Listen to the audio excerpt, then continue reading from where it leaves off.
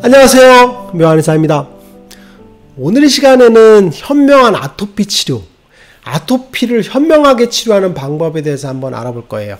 현명하다는 게 무슨 얘기인지. 아토피 피부염이 갖는 문제가 있어요. 아토피 피부염이라는 건 뭐냐면 알레르기성 만성 피부질환이라고 그랬죠. 만성 피부질환인데 알레르기적인 요소를 같이 갖고 있는 거죠.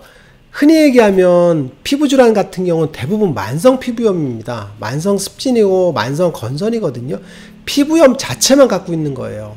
그래서 피부염 자체만 치료를 잘해줘도 잘 낫습니다. 그런데 아토피 피부염은 알레르기라는 요소가 갑자기 뛰어든 거죠. 그래서 피부염 중에서 가장 예민하고 가장 반응력이 큰 질환이죠.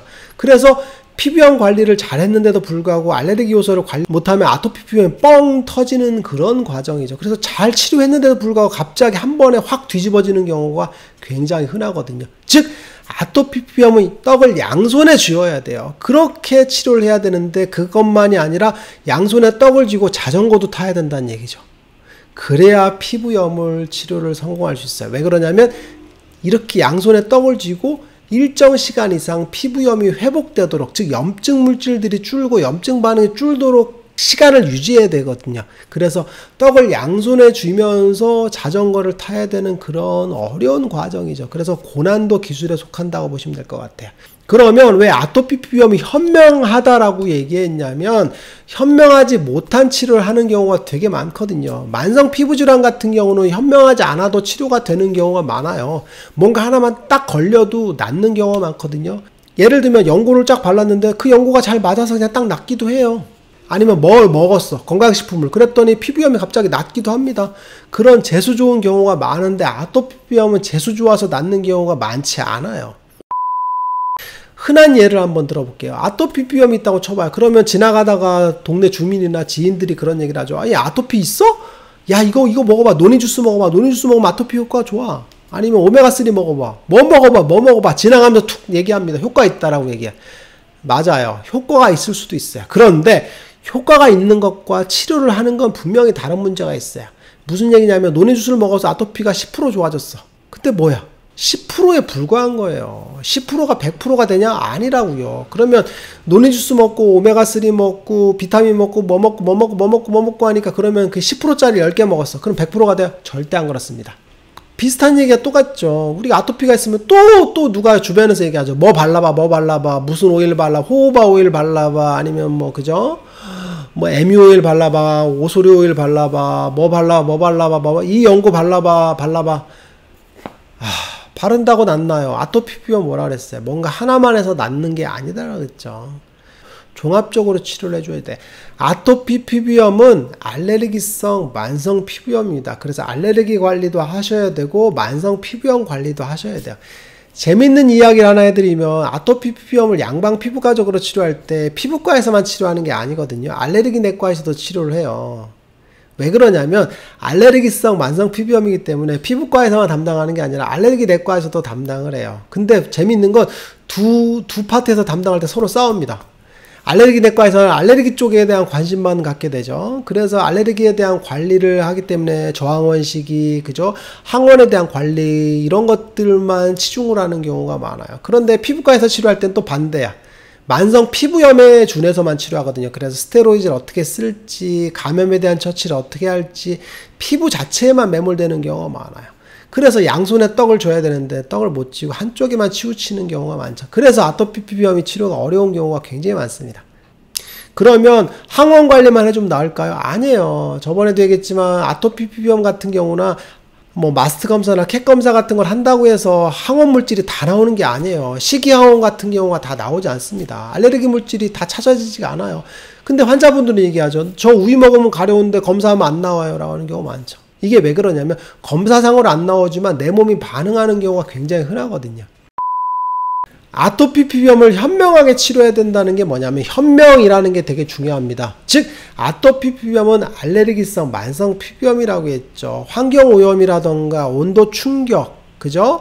이런 것들, 중금속 오염, 뭐 이런 것들 여러 가지 복합적인 문제들 때문에 알레르기 체질이 되는 거죠. 그 알레르기에 대한 문제들을 치료해 줘야 되고, 그럼으로써 피부염이 생긴 거죠. 그래서 만성 피부염이 생겼다는 걸 아셔야 돼요. 그럼 첫 번째는 알레르기 관리를 하셔야 돼요. 알레르기는 어떻게 된다 그랬어요? 첫 번째는 위장관을 통해서 소화기 쪽으로 흡수되는 항원 물질들, 그리고 두 번째는 호흡기 쪽으로 들어오는 문제들, 그죠? 황사라던가 이런 나쁜 물질들이 호흡기로도 들어오거든요. 그리고 세 번째는 피부로도 들어온다 그랬죠. 그래서 화장품 사용 문제들, 이런 것들을 하나씩 따져줘야 되는 거예요. 그래서 제일 중요한 게 음식 관리죠. 식이황원이 제일 큰 영향을 미치거든요. 근데 이것도 마찬가지예요. 음식을 먹자마자 반응을 하냐는 얘기죠. 아니죠. 대부분의 알레르기인자들은 이틀이나 3일 후에 나타나는 지연형 반응이 제일 많아요. 그래서 알레르기 관리할 때도 그 지연형 반응에 대한 이해를 하셔야 돼요. 뭐 먹었지? 라는 게 아니라 이틀 전, 3일 전에 뭐 먹었지를 찾아내는 것도 되게 중요할 것 같아요. 그래서 전날 먹은 음식을 찾지 마시고 그 전부터 음식을 어떻게 먹었는지를 꼭 관리를 하셔야 된다는 얘기죠. 그리고 화장품에 대한 문제도 아무거나 바르지 마라 그랬잖아요. 그죠? 보습제도 피부에 대한 경피독을 유발할 수 있고 알레르기 물질들을 굉장히 많이 함유하고 있거든요. 그래서 화장품을 발라서 뒤집어졌다, 보습제를 발라서 뒤집어졌다는 생각도 꼭 하셔야 돼요. 그리고 호흡기 쪽 문제들, 좋은 공기를 유지하는 게 좋습니다. 그래서 공기청정기 같은 걸 이용해서 공기를 상쾌하게 유지하는 것도 굉장히 중요할 것 같고, 음식 냄새도 중요해요. 요리할 때 후드를 꼭 키셔서 음식물 그런 요인들이 많이 작용하지 않도록 하셔야 돼요. 아이들 아토피 같은 경우는 음식 요리할 때 나오는 그런 물질들 때문에 뒤집어지는 경우가 굉장히 많습니다. 특히 튀김 요리 같은 것들, 튀김을 쭉 튀기면 공기 중에 에어로졸 형태로 기름이 돌아다니거든요. 그게 애들 피부에 딱 붙어요. 그리고 호흡기로 들어오고, 그래서 알레르기 물질로 작용을 해서 아토피가 뒤집어지는 경우가 많습니다. 그래서 요리할 때는 꼭 후드를 켜서 음식물 냄새들이 꼭 빠지게 하는 것도 굉장히 중요합니다. 그리고 만성 피부염에 대한 관리도 하셔야 돼요. 만성 피부염 관리는 음식물 요인 중에서 알레르기 음식이 아닌 염증 유발 음식들을 피하셔야 돼요.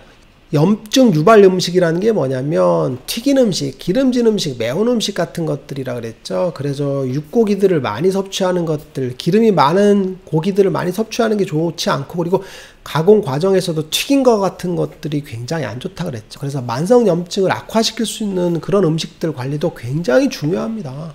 그리고 피부염 자체가 있게 되면 샤워를 많이 하거나 피부를 민다던가 이런 때를 민다던가 이런 것들, 이런 관리들, 즉 종합적인 관리를 체계적으로 하셔야 돼요.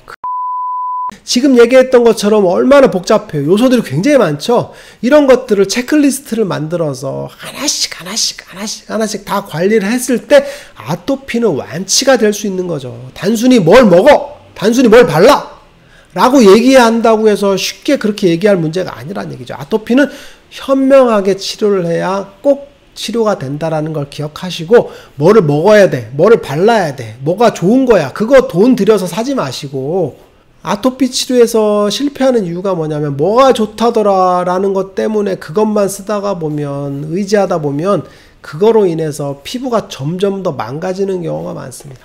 아토피 피부염을 치료할 때 당부드리고 싶은 게 뭐냐면, 아토피 피부염은 알레르기성 만성 피부염이기 때문에 굉장히 알레르기적인 요소가 많아요. 그래서 변수가 많습니다.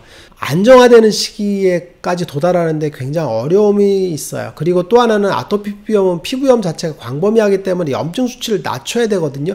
그 낮추는 과정에서 피부 자체가 굉장히 예민한 경우가 많습니다. 즉 예민하기 때문에 변동성이 크다라는 걸 꼭 기억하시고 인내심을 갖고 꾸준하게 관리를 하셔야 돼요. 그러면 좋아집니다. 묘한 이사에게 궁금한 것 있으면 댓글로 남겨주세요. 영상을 통해서 답변해 드리겠습니다. 빠잉! 영상이 도움이 되셨나요? 구독과 좋아요 부탁드리겠습니다.